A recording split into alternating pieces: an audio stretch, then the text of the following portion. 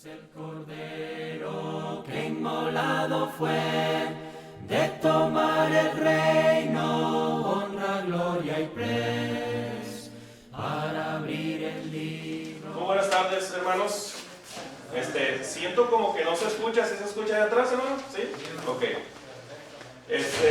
Como decía nuestro hermano Esaú, en esta noche vamos a empezar una serie de predicaciones que tienen que ver precisamente con las promesas que nuestro Señor Jesucristo nos dejó precisamente y quedaron plasmadas precisamente en el libro de Apocalipsis.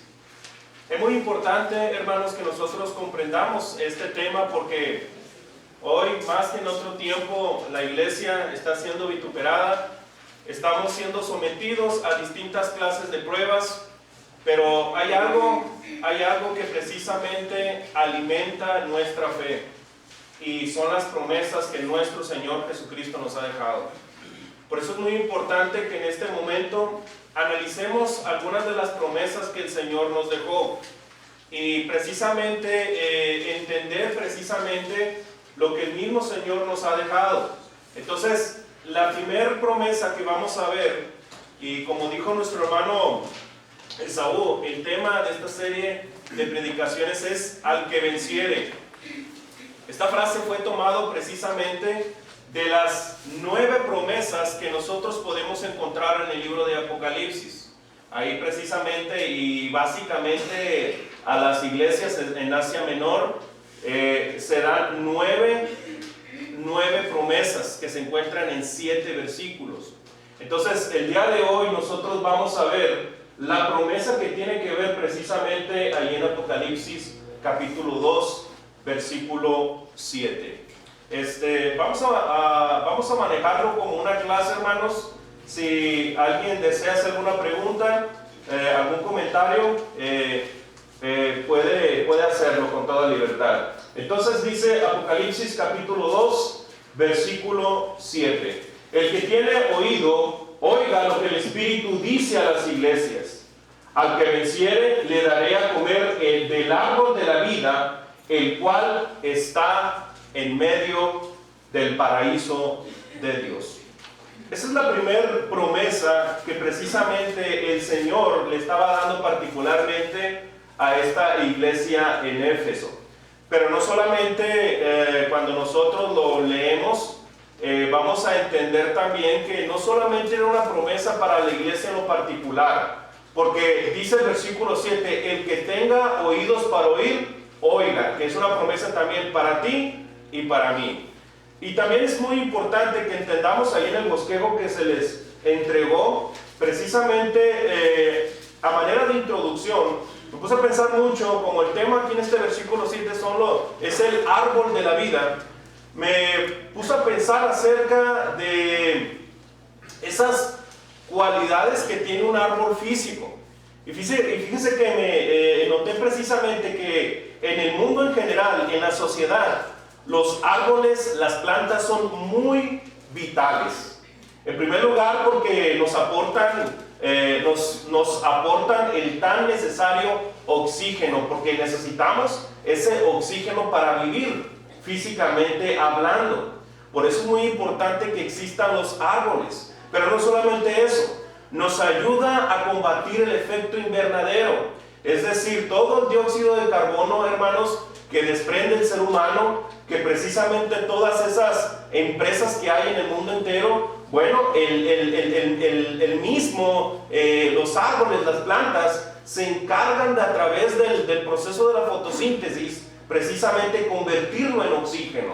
Por eso es muy importante el tema de las plantas y de los árboles, pero no solamente eso, que las plantas y los árboles también nos dan fruto, ¿sí? O sea, alimentan, pero no solamente eso.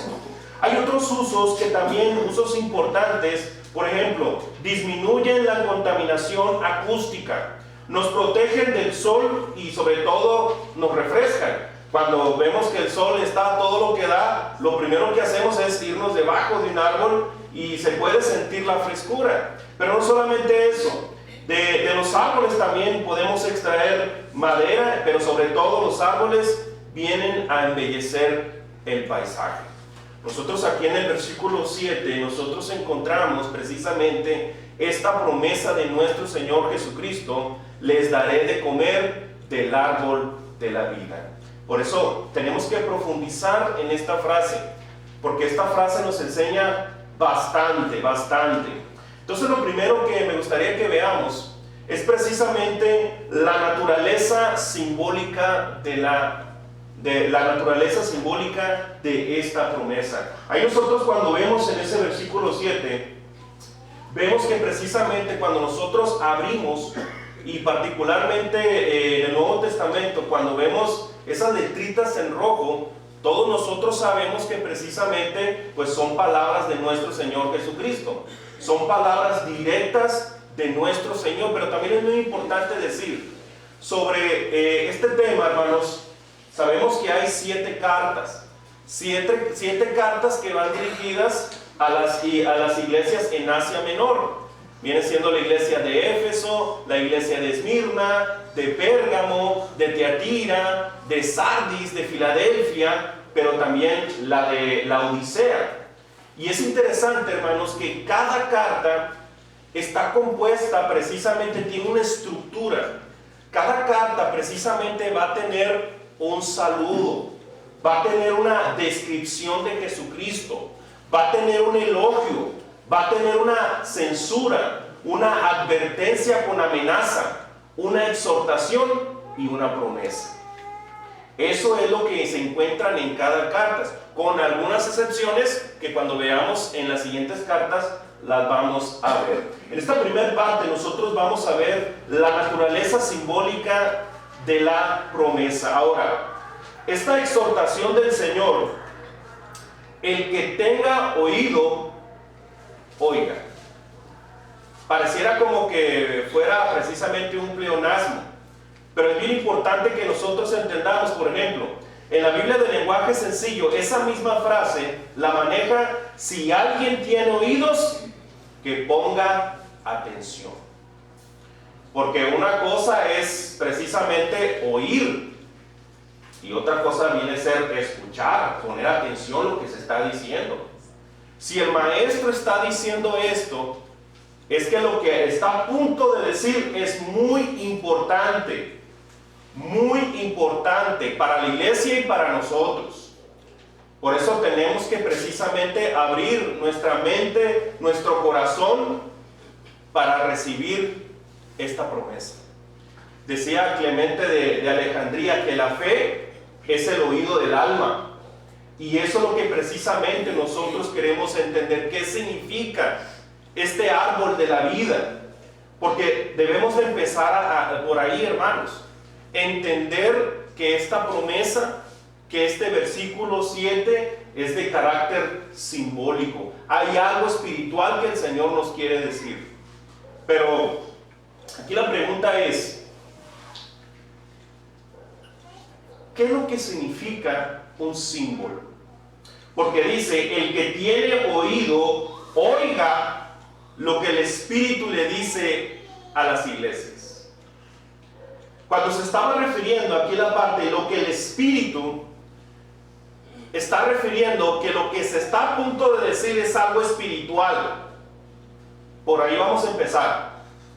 Lo que dice el versículo 7 lo debemos entender de una manera espiritual y no literal, ¿sí?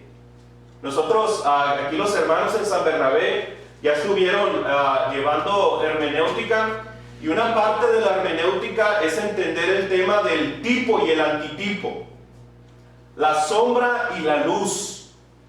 Todo el Antiguo Testamento, hermanos, pongámoslo que es el tipo o la sombra, y el Nuevo Testamento viene siendo el antitipo o la luz. Por eso es muy importante que entendamos esto, porque cuando escuchamos el tema del árbol de la vida, ¿en dónde lo encontramos en el Antiguo Testamento? En Génesis. Por eso, para poder entender el tema del árbol de la vida, tenemos que recurrir al Génesis para extraer los conceptos espirituales y que nos van a ayudar a nuestra vida y entender esta promesa. Porque lo que estaba en el Antiguo Testamento solamente es una sombra, es un tipo de lo que habría de venir, ¿sí? Ahora, un símbolo es precisamente aquello, el símbolo significa literalmente lo que es arrojado por. Es decir, te arrojo algo material para que tú puedas entender algo espiritual. Eso es lo que significa. ¿Ok? Pero sobre todo, aquí hay un pequeño concepto que puse en el bosquejo que se les dio y dice, es una cosa sensible, es decir, no que tenga sentimientos, sino tangible, que se toca, ¿verdad? Es una cosa sensible que se toma como representación de otra, en virtud de una convención o por razón de alguna analogía que el entendimiento percibe entre ambas, es decir, va a haber una comparación y de ahí un concepto. Por ejemplo, nosotros vivimos precisamente en una sociedad donde se utilizan símbolos, ¿sí?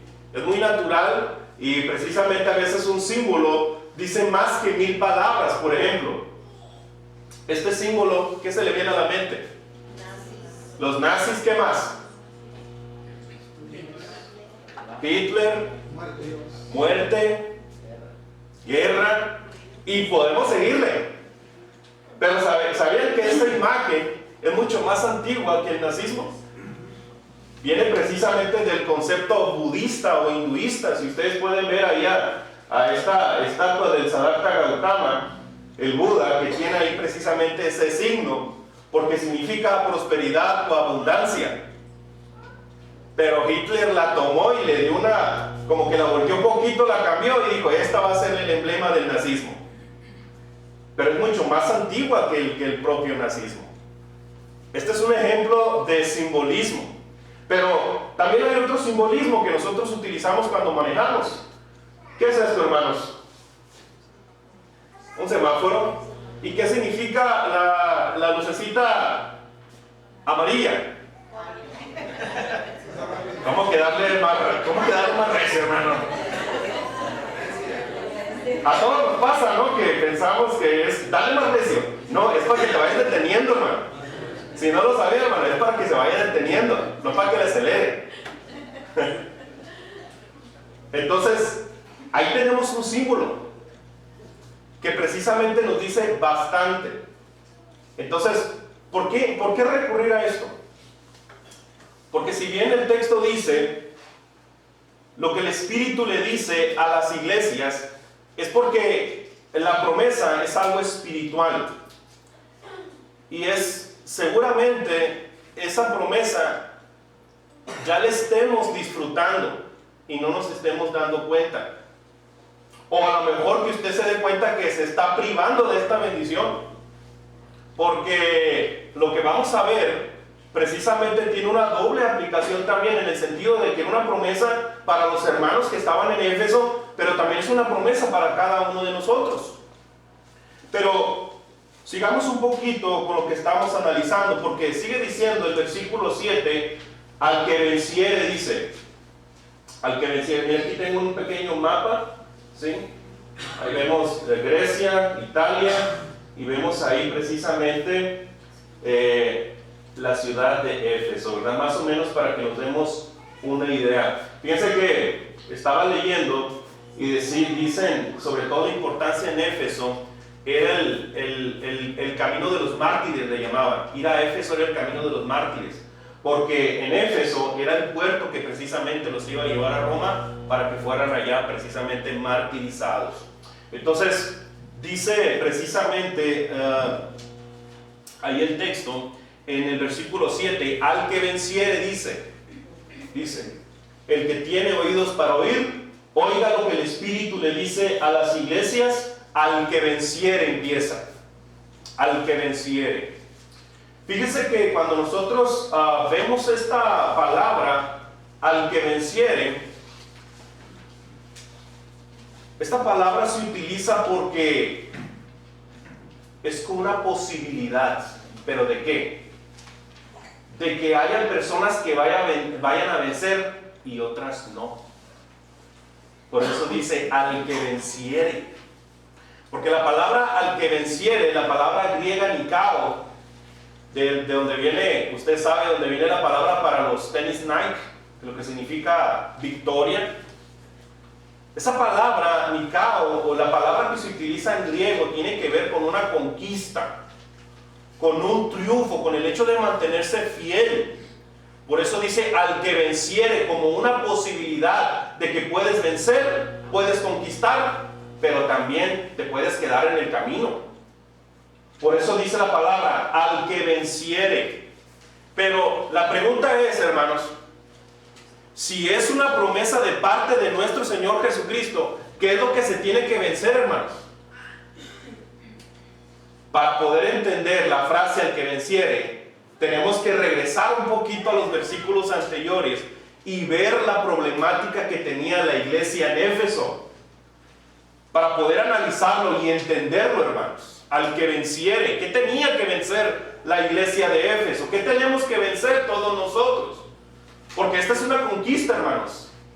Esta es una batalla, esta es una carrera por nuestra vida espiritual. Siempre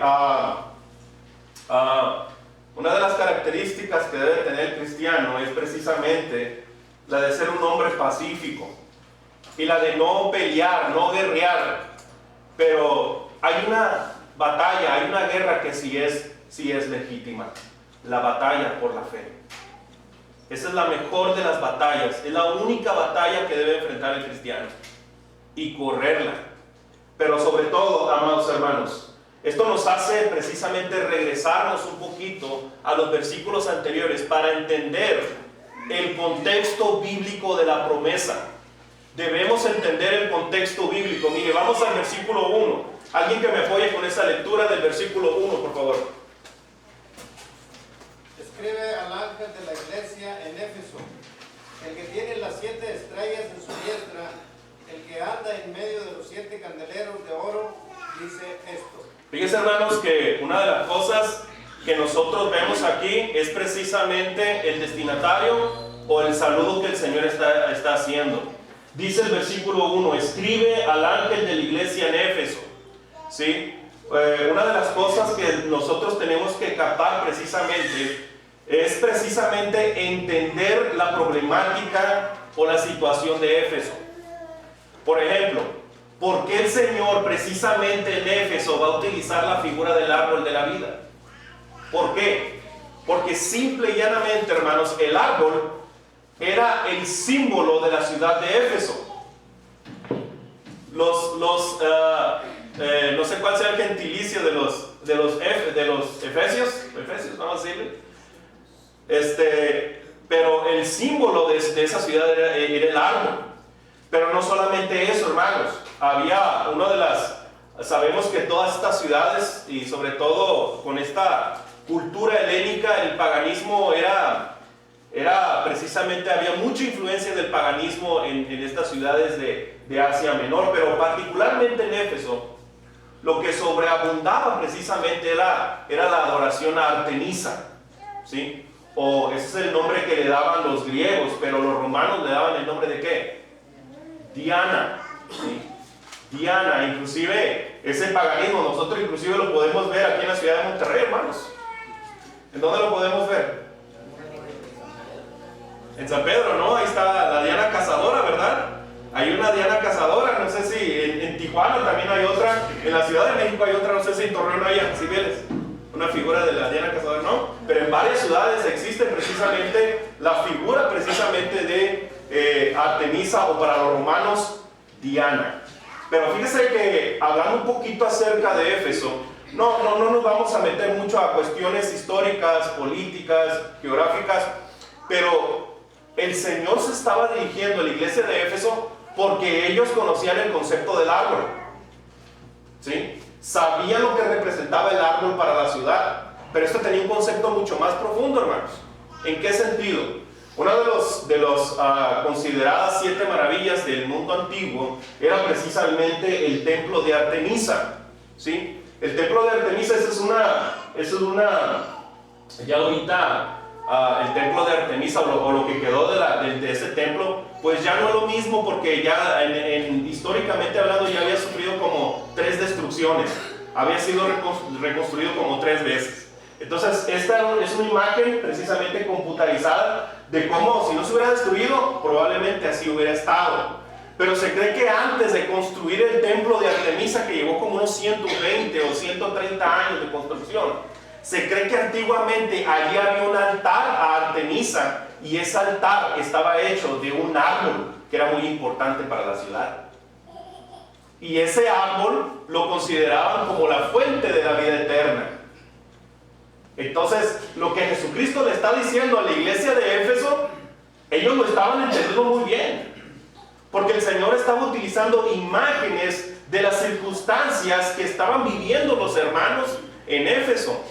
Ahorita nosotros lo sabemos por lo que se está explicando, pero no nos poníamos a pensar por qué el Señor estaba utilizando la imagen del árbol.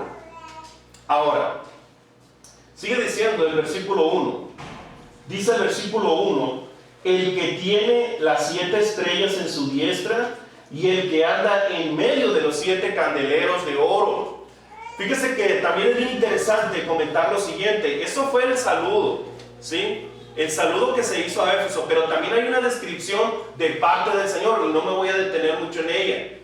El significado directo acerca de esta descripción de nuestro Señor Jesucristo es la imagen de nuestro Señor, precisamente, que en su diestra, la diestra simboliza el poder y la autoridad, y en el cual están 7 estrellas. Por lo que dice Apocalipsis capítulo 1 versículo 20, nos dice que son los ángeles de cada iglesia. Y la palabra ángel significa mensajero. Y hay mensajeros celestiales y hay mensajeros terrenales. Muchos de los comentaristas dicen que probablemente se referían a los predicadores, al evangelista o a los ancianos también. Más adelante nosotros vamos a ver que seguramente en el caso de Esmirna, se cree que al ángel al que se le envió esta información fue a Policarpo. Eso es lo que dice la tradición. Y que en el caso de Pérgamo, precisamente, era Antipas, ¿sí? Aquel que murió. Entonces, vamos a ver algunas cosas al respecto, pero lo que simboliza esta parte de la descripción del Señor es que la iglesia de Éfeso tenía que saber algo. La congregación tenía que saber algo, porque acuérdense que el apóstol Pablo fue uno de los que evangelizó precisamente el área de Éfeso, como en el año 53 al 55 después del nacimiento del Señor. Y Apocalipsis se escribió entre el 90 y 95 después de Jesucristo. O sea, que el tiempo más o menos, cuando se levantó la obra en Éfeso, al tiempo que se envió la carta, ya habían pasado aproximadamente unos 40 años. Quiere decir que la iglesia de Éfeso ya era una iglesia que tenía bastantitos años, probablemente unos 40 años. Y era una iglesia que se había destacado por tener grandes predicadores. El mismo, cuando pasó la destrucción en el año 70, con el general Tito en Jerusalén, la mayoría de los cristianos salieron huyendo para Asia Menor, y uno de los lugares a donde se fueron a refugiar fue a Éfeso. Inclusive muchos judíos, ¿sí? no cristianos, se fueron a vivir a Éfeso. Entonces, amados hermanos, se había convertido en un lugar que precisamente tenía predicadores tremendos como Apolos, parejas como Aquila y Priscila. El mismo Timoteo estuvo ministrando ahí, y el mismo Juan, el apóstol Juan, después de la destrucción fue a vivir a Éfeso, y hay una tradición católica que se llevó a María a vivir a Éfeso. Entonces, esto nos hace pensar precisamente que la iglesia de Éfeso era una iglesia fuerte. Era una iglesia fuerte. Pero ¿por qué el Señor les estaba diciendo: yo soy el que tengo las estrellas a mi diestra, y yo soy el que estoy en medio de los candeleros de oro? Les estaba aclarando eso. Yo soy el soberano. Yo soy el que precisamente tengo en mis manos los predicadores, a los líderes en la iglesia. Porque seguramente la iglesia de Éfeso se estaba enseñoreando de los predicadores de la región o de otras iglesias. Y era algo que la iglesia de Éfeso tenía que saber. Pero no solamente eso, hermanos. también se nos habla, hermanos, de que el Señor está en medio de los 7 candeleros de oro. Él está inspeccionando, Él está escudriñando a la iglesia, Él está examinando, hermanos. Él está en medio de nosotros en este momento. Pero no solamente eso, también vamos a ver un pequeño elogio. Alguien que me apoye con el versículo 2 y 3. Versículo 2 y 3, por favor. Yo conozco tus obras y tu arduo trabajo y paciencia, y que no puedes soportar a los malos, y has probado a los que se dicen ser apóstoles y no lo son, y los has hallado mentirosos, y has sufrido y has tenido paciencia, y has trabajado arduamente por amor de mi nombre, y no has desmayado. Gracias, hermana. Fíjense que ahorita se me pasó una figura. Cuando la forma... yo me quedo maravillado cómo el mensaje era tan apropiado con la historia universal. ¿Por qué? ¿Por qué digo esto? Porque cuando el Señor les dice, yo soy el que tengo en mi diestra, ¿sí?, a esas 7 estrellas, fíjense que en aquel tiempo, cuando precisamente se emite esta carta, este libro de Apocalipsis, circulaba una moneda de Domiciano, y es esta, miren. Si ustedes pueden ver en la moneda, hay un pequeño, una ruedita que viene a representar el mundo y un niño ahí sentado. Si se dan cuenta, hay 7 estrellas ahí. No sé si... Miren. 1, 2, 3, 4, 5, 6, 7. Pero aquí tienen las 2 manos extendidas. Esa es una representación de que el emperador era como el Dios, el Señor para ellos, y Él estaba al control de todo el universo. Por eso en esta imagen, cuando vemos a Jesucristo teniendo las 7 estrellas y estando en medio de los 7 candeleros, está diciendo, el rey del universo no es el emperador, soy yo, está diciendo Jesucristo. Y es una moneda que circulaba en aquel tiempo, la moneda de Domiciano. Entonces, era una moneda que conocían precisamente los habitantes de Éfeso. Entonces, amados hermanos, es muy importante, como ahorita estaba leyendo la hermana, nosotros vemos que el Señor estaba elogiando a la iglesia, ¿sí? Les estaba reconociendo ¿qué? Les estaba reconociendo su servicio, les estaba reconociendo su perseverancia. Y en el versículo 6 también, hermana, por favor, hermana Nelly, el versículo 6. Pero tienes esto, que aborreces las obras de los nicolaitas, los cuales yo también aborrezco.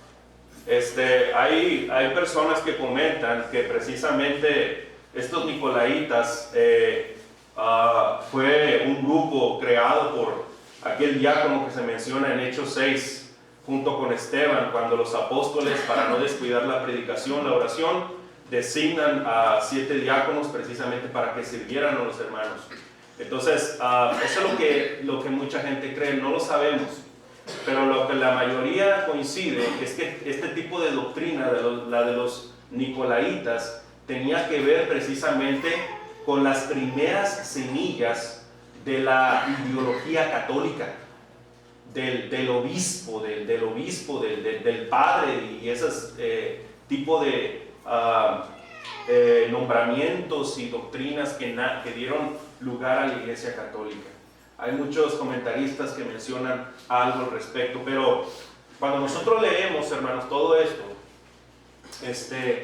pareciera el elogio que hace el Señor, y particularmente como les dice, yo conozco tus obras, tanto buenas como malas, yo conozco tu arduo trabajo, yo conozco tu paciencia, yo conozco que no puedes soportar a los malos y has probado lo que se dice en ser apóstoles. Había una solidez doctrinal tremenda en la iglesia de Éfeso, y dice, y no lo son, y los has hallado mentirosos. Y dice en el versículo 6, pero tienes esto, que aborreces las obras de los nicolaitas. Fíjense que no dice aborreces a los nicolaitas, aborreces las obras de los nicolaitas. Lo que estaban haciendo, no la persona, las obras de ellos. Y a veces esto es algo que es muy importante que también nosotros debemos entender, hermanos. A veces cuando un hermano comete una falta, lo que hacemos primero es señalarlo, ¿verdad? Y sobre todo, amados hermanos, entender como siempre lo repetimos desde este púlpito, ¿verdad? La palabra de Dios dice en Efesios 6:12 que no tenemos lucha contra sangre y carne. La batalla no es con el hermano, la batalla no es con la hermana, la batalla es con quien está detrás de todo eso, ¿sí? Que es el diablo mismo. Pero también es muy importante porque cuando nosotros vemos estos versículos, pareciera, hermanos, que todo estaba bien con la iglesia de Éfeso y que a lo mejor cuando el hermano que estaba leyendo esto precisamente, seguramente no sé cómo hayan sido los púlpitos en aquel tiempo, leyendo la descripción de Jesucristo y este elogio que el Señor estaba viendo, viene precisamente la censura que les hace. Dice el versículo 4, por favor, versículo 4. Pero tengo contra ti que has dejado tu pecado. Fíjese que la palabra dejado se refiere particularmente a la idea de abandonar, descuidar. Ellos habían abandonado algo. Ellos habían descuidado, se habían alejado de algo, hermanos. Era una iglesia que ya tenía 40 años. Nosotros no sabemos, hermanos, sabemos por lo que dice el versículo 4 que habían dejado el primer amor. Pero la mayoría de los predicadores utilizan la idea ahí del amor y refiriéndole precisamente a una pareja, a unos esposos que ya tienen años de casado. Y se utiliza la imagen de cómo en el noviazgo, en el cortejo, el joven es atento, es cuidadoso, cuando van a cenar le abre la puerta, le dice cariñitos, pero ya que se casan y pasan los años, ya no le dice cariñitos, ya no le abre la puerta y viceversa. Las hermanas al principio se esmeraban en la cocina, ya pasan los años y ya nomás le tienen la sopa maruchan ahí, la soda, ¿verdad? El pan dulce con la coca, ¿verdad? Entonces, se cree y se piensa que había algo de frialdad o apatía en la relación de los hermanos. Pero la verdad de todo esto, hermanos, la verdad es que no se especifica cuál había sido el problema. Cuando vemos acerca del primer amor, se habla acerca del amor ágape. Y sabemos en nuestro español, en nuestro castellano, cuando se habla acerca del amor, se puede tener distintas aplicaciones. Pero el griego sí tenía para distintas clases de sentimientos, tiene una palabra. Por ejemplo, tenía para el amor entre los amigos, filos o fileo, para el amor que había entre las parejas, el amor eros, el amor familiar, el amor estorge, pero una palabra del amor que se utiliza y que descubrimos de parte de nuestro Dios es el amor ágape. Es ese amor sacrificado, es ese amor entregado. Pero la pregunta es, ¿qué es el amor ágape? ¿A qué se está refiriendo? Bueno, hermanos, la palabra ágape es una palabra netamente cristiana. Y para poder comprenderlo, solamente lo podemos comprender cuando recitamos o recordamos lo que dice Juan 3:16. Porque de tal manera amó Dios al mundo que ha dado a su Hijo unigénito para que todo aquel que cree en Él no se pierda, mas tenga vida eterna. Eso es amor ágape. ¿Y sabe por qué es amor ágape? Porque ese amor de parte del Padre no lo merecíamos.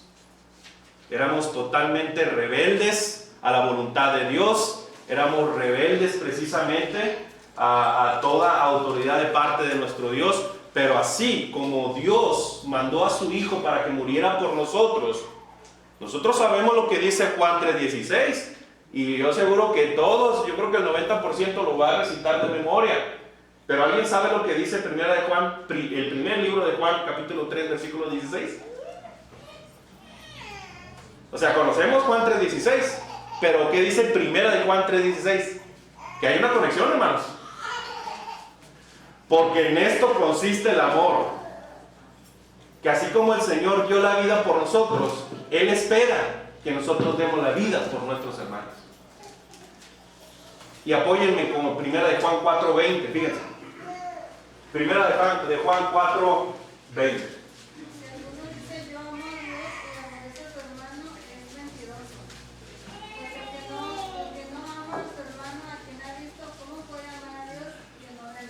¿Se dan cuenta, hermanos? Había pasado algo con los hermanos en Éfeso. Y probablemente todas las obras que hacían ellos eran por amor al nombre del Señor. Pero seguramente entre ellos había apatía, habría frialdad, había falta de amor, había falta de consideración e interés por el hermano. Y aquí el apóstol Juan está diciendo, si tú dices amar a Dios, pero no amas al hermano, eres un hipócrita. Porque, ¿cómo dices amar a Dios que no lo ves y al hermano que ves no eres capaz de amarlo? Por eso, amados hermanos, cuando analizamos lo que dice, has dejado tu primer amor. Seguramente los hermanos de Éfeso habían dejado de amar al prójimo, al otro hermano. Pero esto es lo que nos... Miren, hermanos, estamos analizando por qué es lo que tenemos que vencer para poder yo disfrutar del árbol de la vida. Porque este era el problema de la iglesia de Éfeso, que era una iglesia grande, pero se habían dejado de amar entre los hermanos. Pero viene la censura de parte del Señor. Mire lo que dice el versículo 5. Alguien que me apoye con ese versículo, el versículo 5.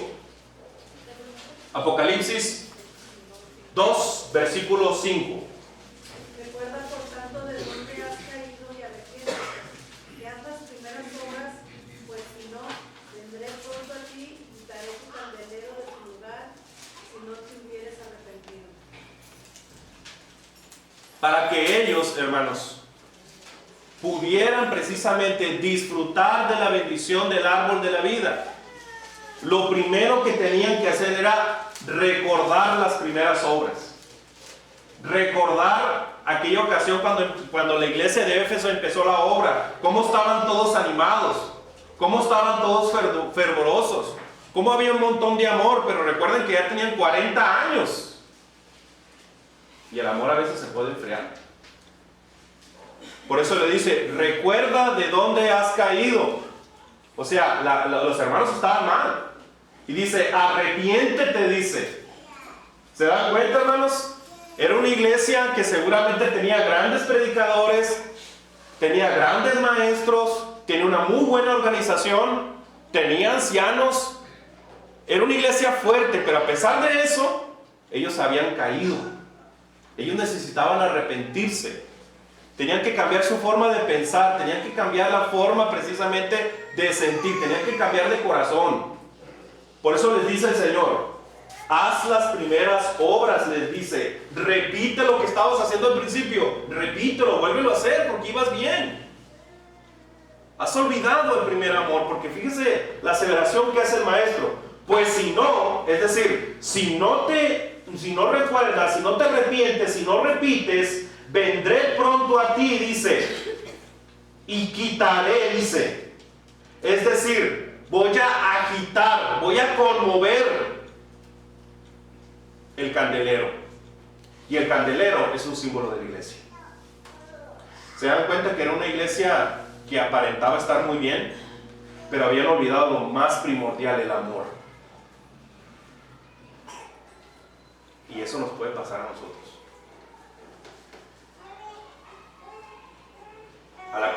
La congregación puede ser conmovida. Y esta es una señal de alarma, hermanos. Es una señal de alarma de la falta de amor. Entonces, esto nos hace pensar porque el Señor dice, quitaré tu candelero de su lugar. Es decir, el significado es el simbolismo del acto de quitar el candelero. Quiere decir que la congregación iba a dejar de existir. Porque el amor debe de ser lo que nos una. Porque la palabra de Dios dice, Dios es amor. Y si no hay amor, ¿cómo va a estar Dios ahí? Por eso, hermanos, el amor es un amor que verdaderamente implica un sacrificio. Amar al que es difícil de amar. Amar al que nos ofende, al que nos critica, al que nos dice cantidad de cosas, amarlo sinceramente, a pesar de todo. Pero no solamente eso, hermanos. Sé que en esta parte me he demorado mucho, pero es interesante que nosotros entendamos este contexto, porque dice, al que venciere. Es decir, si tú conquistas el amor en la iglesia donde estás, si la iglesia de Éfeso logra conquistar el amor, ellos van a disfrutar del árbol de la vida. Van a disfrutar del árbol de la vida. Pero, ¿qué significa el árbol de la vida? Bueno, dice allí en el versículo 7, le daré de comer del árbol de la vida. La palabra le daré de comer, ¿quién le está dando? ¿Quién lo va a dar? El Señor Jesucristo. Que el Señor Jesucristo dice, al que venciere, ¿sí? Al que empieza a practicar el amor, así como yo les dije, ¿sí? Le daré de comer. Esto quiere decir una comunión íntima con el Señor Jesucristo. Él mismo te va a dar de comer. Pero recuerden que esto es algo espiritual. Esto es algo simbólico. Porque eso es lo que hacemos, hermanos, cuando venimos cada primer día de la semana, cuando participamos de la cena del Señor. Siempre lo repetimos en la cena del Señor, hermanos. Cuando decía, hagan esto en memoria de mí, cuando escribe el apóstol Pablo en la primera carta a los Corintios, capítulo 11, versículos 23 en adelante. Hagan esto en memoria de mí. Lo decimos constantemente. Ahí se utiliza la palabra precisamente que se refiere a anamnesis. No me olvides, anamnesis. Es lo que está diciendo el Señor. Hagan esto en memoria de mí. El Señor está diciendo, no me olvides. No olvides el compromiso que tienes conmigo.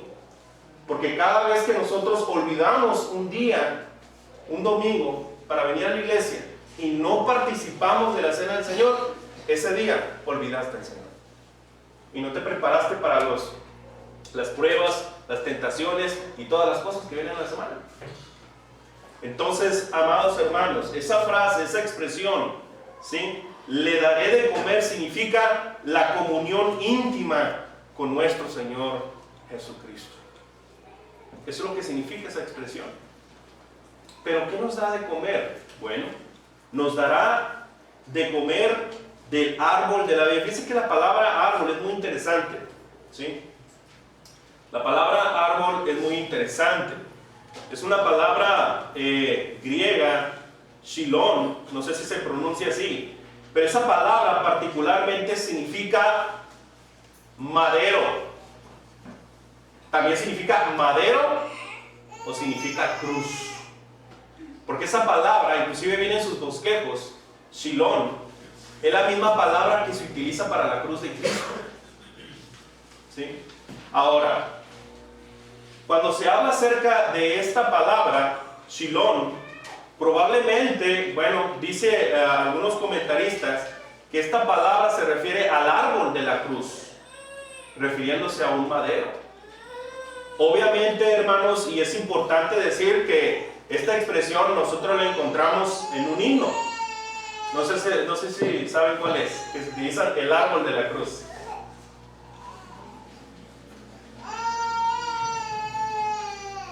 ¿Se acuerdan de esa? Yo escucho, buen Jesús, tu dulce voz de amor, que desde el árbol de la cruz invita al pecador. Cuando habla acerca y dice Jesucristo, al que venciere, yo le daré de comer del árbol de la vida. Se refiere que aquellos que han tenido el valor de conquistar el amor, ¿sí? Jesucristo precisamente, la presencia, la comunión del Señor va a ser bien evidente en esa persona. Eso es lo que se estaba refiriendo. Que cuando nosotros practicamos el amor, la presencia, el poder, la persona de nuestro Señor Jesucristo se va a hacer evidente en nuestra vida. Pero no solamente eso, hermanos. Por eso cuando nosotros hablamos de este tema y cuando nos referimos al árbol de la vida como tal, en toda su expresión, el árbol de la vida, recuerde, no es algo literal, es algo espiritual. Porque recuerden qué pasaba precisamente cuando se nos hablaba en Génesis acerca del Edén. Ya estamos a punto de concluir, hermanos. Cuando se habla acerca del Edén, mire, vamos allá a Génesis capítulo 2, versículo 9. Para poder entender el concepto básico del árbol de la vida, tenemos que irnos a Génesis. Y vamos a leer Génesis 2, versículo 9. Y Jehová Dios hizo nacer de la tierra todo árbol delicioso a la vista y bueno para comer, también el árbol de la vida en medio del huerto, y el árbol de la ciencia del bien y del mal. Gracias, hermana. También y el capítulo 3, versículo 22 de ese Génesis, del libro de Génesis. Y digo Jehová Dios, he aquí el hombre es como uno de nosotros, sabiendo el bien y el mal. Ahora pues, que no alargue su mano y tome también del árbol de la vida y coma, no para sí. ¿Y no viva qué? Para siempre, dice. Entonces, el árbol de la vida del Génesis, ¿qué le brindaba a Adán? ¿Qué le brindaba a Eva? Inmortalidad, vida eterna. Pero también otra cosa, que ese lugar les permitía tener un contacto directo con Dios. Y si Jesucristo lo está diciendo, hermanos, aquí en Apocalipsis capítulo 2, que Él nos va a dar de comer del árbol de la vida, ¿qué quiere decir? Que el camino precisamente, el acceso a ese árbol de la vida está abierto nuevamente. Pero ese alimento no es un alimento físico, es un alimento espiritual que Jesucristo mismo te da. Por eso el árbol de la vida es una representación del sustento espiritual. Es un sustento que precisamente es un sustento espiritual para conservar la vida eterna. Y eso es algo que nosotros podemos recibir como bendición, no solamente cuando conquistamos, cuando vencemos precisamente las dificultades que hay en la iglesia. Nosotros podemos probar de ese árbol de la vida, y ese árbol de la vida es Jesucristo. Él es el sustento espiritual que nosotros necesitamos. Pero no solamente eso, hermanos, es muy importante también decir eso. Para tener acceso, fíjense muy bien lo que vamos a decir, para tener acceso a este árbol de la vida necesitamos hacer algo. Aquí estamos hablando de una iglesia de hermanos que ya obedecieron el evangelio. Pero fíjense lo que dice Apocalipsis 22:14. Alguien que me apoye con esa lectura. Apocalipsis 22:14. Bienaventurados los que lavan sus ropas para tener derecho al árbol de la vida y para entrar por las puertas de la ciudad. Dice esta bienaventuranza. Así hay como 7 versículos con 9 promesas, también hay 7 bienaventuranzas. Es interesante eso. Y fíjense cómo lo dice el texto. Para tener derecho al árbol de la vida, ¿qué tienes que hacer? Dice, bienaventurados los que lavan sus ropas. Eso es un simbolismo del bautismo, hermanos. Para que tú puedas tener acceso a ese árbol de la vida, tienes que bautizarte. Pero también dice, ¿qué más dice? ¿Y para qué más? Para entrar por las puertas en la ciudad. Para entrar por las puertas de la ciudad, por la puerta de la ciudad. Ese es el cielo mismo. Eso está hablando de bautismo, hermanos. Pero esto es algo muy maravilloso, hermanos, porque importante decir que en la cruz de Cristo Él se llevó precisamente la maldición del pecador. ¿Para qué? Para que el pecador creyente pueda acceder a la bendición de Dios, que lleva aparejado el perdón de los pecados, la vida eterna y la comunión con Dios. Eso es lo que simboliza el árbol de la vida.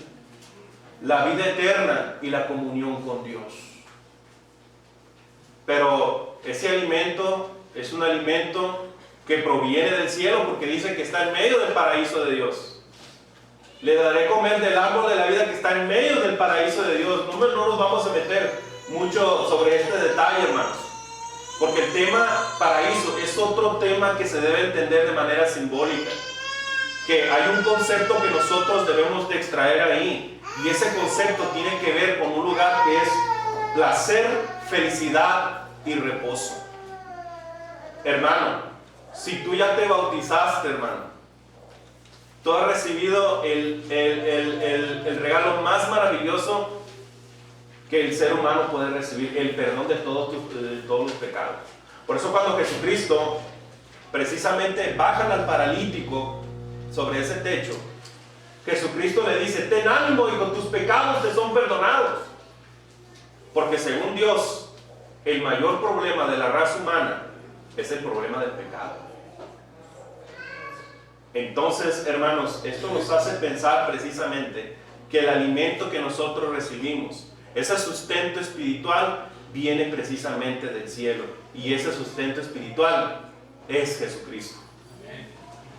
Jesucristo vino al mundo para darnos vida, y vida en abundancia.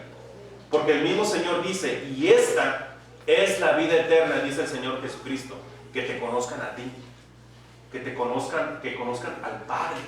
Esa es la vida eterna. Hermanos, esta es precisamente la primera promesa que se le da a la iglesia.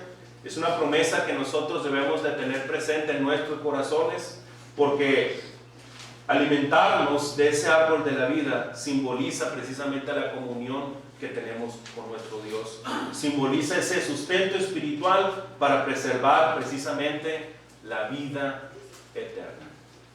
Bueno, hermanos, este era el mensaje que teníamos preparados para esta noche. El día de mañana vamos a ver la segunda parte, la corona de la vida. Entonces, eso pues ya lo veríamos el día de mañana. ¿Alguien tiene alguna pregunta, alguna duda? ¿Un comentario? ¿Todo bien? Bueno, Dios les bendiga, hermanos. Pero que inmolado fue de tomar el reino, honra, gloria y pres. Para abrir el libro nadie se encontró, él fue solo digno, cante.